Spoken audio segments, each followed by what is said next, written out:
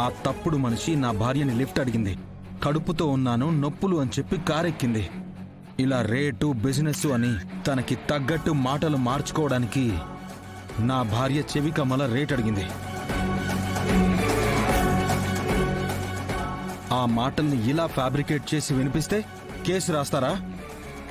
ఇలాంటి బేస్లెస్ వాటిని మీరు ప్రొజెక్ట్ చేసి ఒక ఆడపిల్ల పరువు తీసే పని చేస్తారా?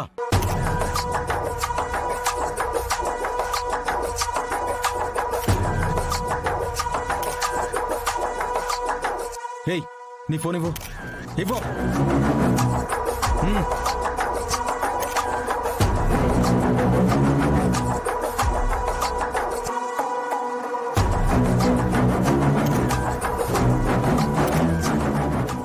ఆవిడ ఫోన్కి కంటిన్యూస్గా ఈ అన్నోన్ నెంబర్ నుంచి కాల్స్ వచ్చాయి.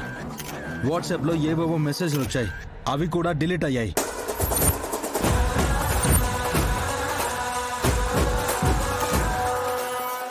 వీటి మధ్యలోనే ఈవిడ ప్రెగ్నెంట్ నాటకం ఆడింది. అంటే ఈవిడ వెనకాల ఎవరో ఉండి ఈవిడ్ని అడ్డం పెట్టుకుని నా భార్యని బ్యాడ్ చేయాలని పక్కా ప్లాన్తో ఇదంతా చేశారు.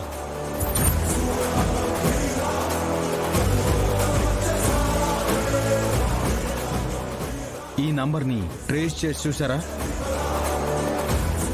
లేదు కదా. ఆ ఫేక్ అండ్ ఫ్యాబ్రికేటెడ్ ఆడియోని పట్టుకుని ఒక ఇండస్ట్రీస్కి ఎండి అయిన నా భార్యని అరెస్ట్ చేస్తారా?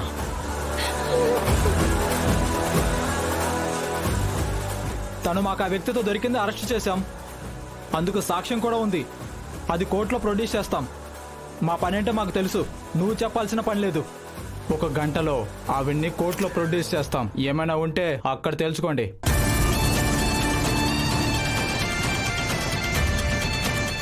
ఎస్ఐ, ఫోన్లో ఆ తప్పుడు మనిషి ఎవరితోనో మాట్లాడినదని చెప్తా ఉంటే అది ఎంక్వైరీ చేయకుండా కోర్టు తీసుకుపోతానంటావేంది?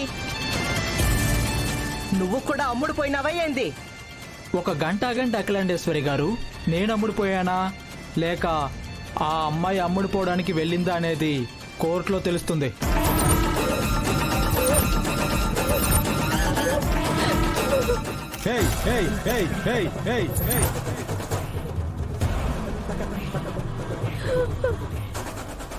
ఇంకొక మాట మాట్లాడితే నిన్ను ఇక్కడే చంపి నేను కోర్టుకు వెళ్తాను.